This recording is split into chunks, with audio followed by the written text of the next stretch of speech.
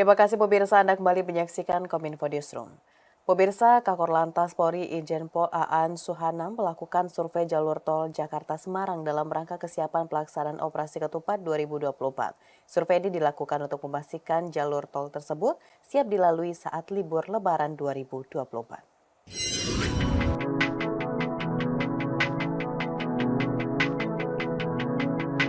Kakor Lantas Polri Irjen Pol Aan Suhanan didampingi Dirgakum Korlantas Polri Brigjen Pol Raden Slamet Santoso melakukan survei jalur tol Jakarta-Semarang dalam rangka kesiapan pelaksanaan operasi ketupat 2024. Survei ini dilakukan untuk memastikan jalur tol tersebut telah siap digunakan saat mudik Lebaran 2024 dan dipastikan tidak ada proses pengerjaan sebelum hari raya berlangsung. Terdapat beberapa sarana dan prasarana yang sudah siap digunakan, terdiri dari kelengkapan pemasangan CCTV di beberapa ruas tol, traffic counting di Cipali, dan CCTV di Cisumdawu yang terintegrasi dengan Command Center kilometer 29. Kemudian rest area yang masih menjadi trouble spot akan dikelola bersama dan bagaimana mengatasi masyarakat yang akan menuju rest area agar arus lalu lintas berjalan lancar. Selain itu, permasalahan yang sering terjadi juga karena pengendara yang tidak memiliki saldo e-tol tepat di pintu gerbang tol. Hal tersebut tentu akan membuat perlambatan arus lalu lintas. Kakor Lantas menambahkan jalur wisata juga akan menjadi perhatian dan diperlukan adanya evaluasi pengelolaan arus lalu lintas di jalur wisata atau di destinasi wisata. Untuk kesiapan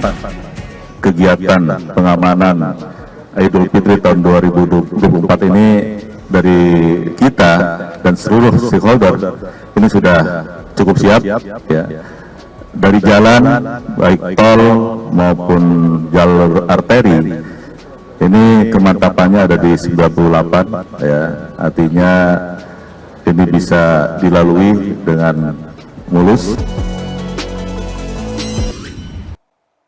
Kementerian Pemuda dan Olahraga memberikan bantuan dana sebesar 81,3 miliar rupiah untuk persiapan kualifikasi Olimpiade Paris 2024.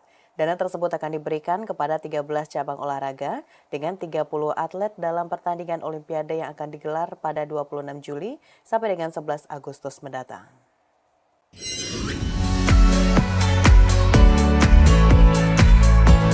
Kementerian Pemuda dan Olahraga luncurkan suntikan dana untuk 13 cabang olahraga senilai 81,3 miliar rupiah. Kucuran dana tersebut dipersiapkan bagi 13 federasi cabang olahraga yang akan mengikuti kualifikasi Olimpiade Paris 2024. Hal tersebut diungkapkan Menteri Pemuda dan Olahraga Dito Aryo Tejo dalam acara penandatanganan perjanjian kerjasama antara Kemenpora dengan induk organisasi cabang olahraga di Media Center Kemenpora Jakarta. Menpora mengatakan kucuran dana menjadi wujud komitmen pemerintah dalam upaya mendorong peningkatan prestasi berbagai cabang olahraga untuk memaksimalkan potensi atlet di tingkat pelatnas. Ruang lingkup bantuan dana tersebut akan digunakan untuk program pengembangan bakat calon atlet berprestasi, seleksi calon atlet, calon pelatih, dan pelatihan performa tinggi bagi atlet berprestasi.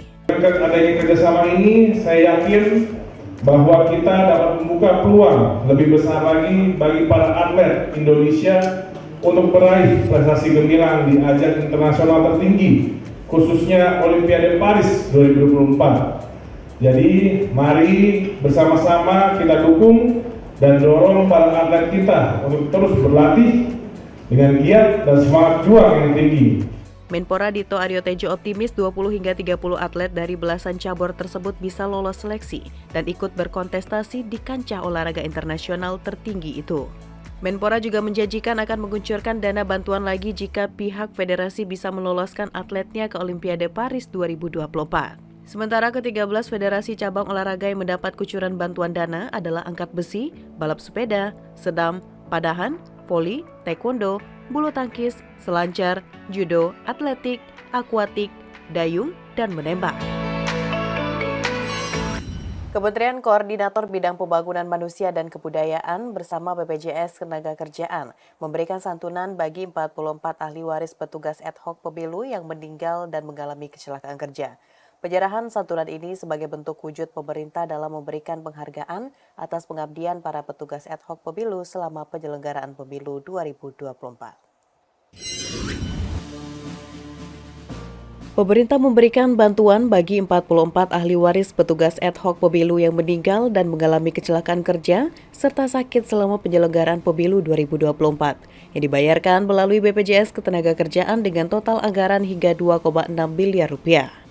Menko PMK Muhadjir Effendi mengatakan mereka yang mendapatkan santunan adalah petugas yang terdaftar kepesertaannya di BPJS Ketenagakerjaan dengan keseluruhan petugas pemilu yang terdaftar di BPJS Ketenagakerjaan sebanyak 1.061.428 orang. Dari jumlah tersebut yang terdaftar melalui KPU sebanyak 960.673 orang dan melalui Bawaslu sebanyak 100.755 orang. Sementara dari data Kemenkes, petugas yang meninggal sebanyak 114 orang. Muhadjir mengatakan penyerahan santunan ini sebagai bentuk kehadiran pemerintah dalam memberikan penghargaan atas pengabdian para petugas ad hoc pemilu sesuai dengan instruksi Presiden nomor 2 tahun 2021 tentang optimalisasi pelaksanaan program jaminan sosial ketenagakerjaan. Saya selaku pribadi maupun atas nama pemerintah memberikan apresiasi yang setinggi-tingginya atas pengorbanan para pahlawan pemilu ini. Mereka yang telah betul-betul menghabiskan tenaga dan pikirannya untuk keberhasilan penyelenggaraan pemilu tahun 2024 ini. Sementara itu, Direktur Utama BPJS Ketenagakerjaan Anggoro Eko Cahyo mengatakan pemberian santunan kepada ahli waris nominalnya berbeda-beda yang terbagi ke dalam 3 kategori. Kategori pertama yakni meninggal saat bertugas pada 14 Februari lalu, dengan nominal santunan yang diberikan sekitar 48 dikali gaji upah yang diterima, sementara meninggal yang belum bertugas sebesar 42 juta rupiah per orangnya, dan santunan bagi mereka yang masih menjalani perawatan. Apabila terdapat petugas yang meninggal atau mengalami kecelakaan kerja tidak terdaftar di BPJS Ketenagakerjaan, maka santunannya akan diberikan oleh Komisi Pemilihan Umum maupun Badan Pengawas Pemilihan Umum. Menko, kami laporkan saat ini kami sudah membayarkan total santunan sebanyak 2,6 miliar rupiah untuk 44 manfaat santunan kita berikan. Jadi tentu saja inilah bagian yang kita sampaikan. Tentu saja Bapak Ibu, rekan-rekan media dan para ahli waris tidak bisa menggantikan almarhum. Ini hanya bagian dari bagaimana kita memastikan bahwa anak-anak tetap bisa dapat sekolah dan para ahli waris tetap dapat melanjutkan kehidupan dengan santunan yang diberikan. Pemerintah Kota Bogor bersama petugas gabungan melakukan kegiatan pemberantasan sarang nyamuk di Kelurahan Sukadamai, Kecamatan Tanah Sareal, Kota Bogor. Hal tersebut guna menekan peningkatan angka kasus TBD di wilayah Bogor.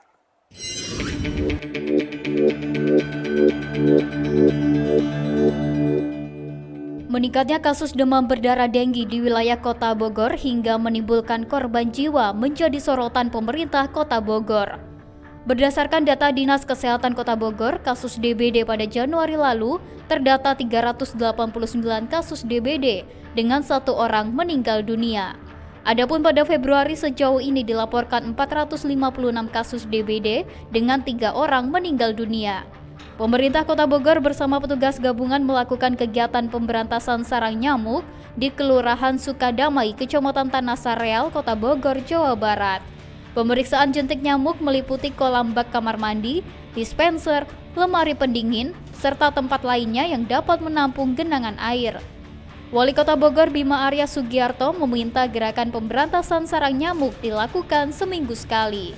Dan kami menemukan juga jentik-jentik nyamuk tadi di dispenser, ya, tempat air minum. Kemudian ada juga kulkas yang belakangnya masih ada penampungan air genangan. Jadi saya titip untuk RT RW, para kader ya paling pintar yang paling sering mengingatkan warga gitu untuk minimal seminggu sekali bergerak terus. Melihat peningkatan kasus DBD tersebut, masyarakat di Kota Bogor diajak menggencarkan upaya-upaya pencegahan seperti melakukan pemberantasan sarang nyamuk melalui gerakan 3M, yaitu menguras tempat penampungan air dan menutupnya, serta membersihkan barang-barang yang dapat menjadi sarang nyamuk. Pemkot Bogor juga mendorong masyarakat rutin membersihkan lingkungan, serta menggiatkan gerakan 1 rumah 1 juru pemantau jentik nyamuk. Pemirsa, usai jeda pariwara, Kominfo Newsroom akan segera kembali dengan dialog mengenai mendilik perkembangan pembangunan di Papua dari berbagai sektor. Tetaplah bersama kami.